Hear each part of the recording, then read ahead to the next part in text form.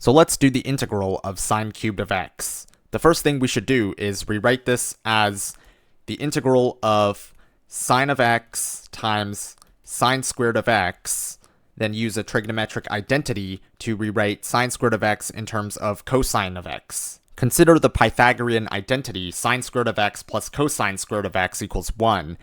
If we subtract cosine squared of x on both sides, we get sine squared of x equals 1 minus cosine squared of x, which means we can rewrite the integrand as sine of x times 1 minus cosine squared of x.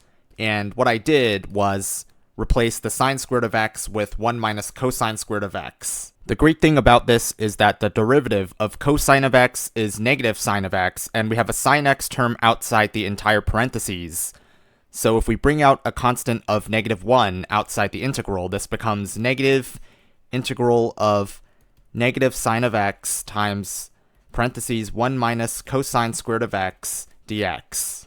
This allows us to do the substitution where we let u equal cosine of x, which means du equals negative sine of x dx. And if we substitute this into the expression, we get negative the integral of 1 minus u squared du, since we replace negative sine of x dx with du, and since u equals cosine of x, 1 minus cosine squared of x becomes 1 minus u squared. If we integrate this polynomial using the reverse power rule and account for the negative sign in front of the integral, this becomes negative parentheses u minus u cubed over 3 plus some constant of integration c.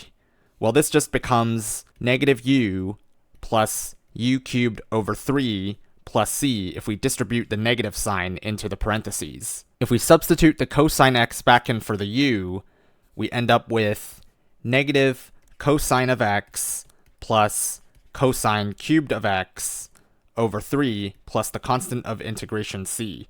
So the integral of sine cubed of x is just negative cosine of x plus cosine cubed of x over 3 plus c.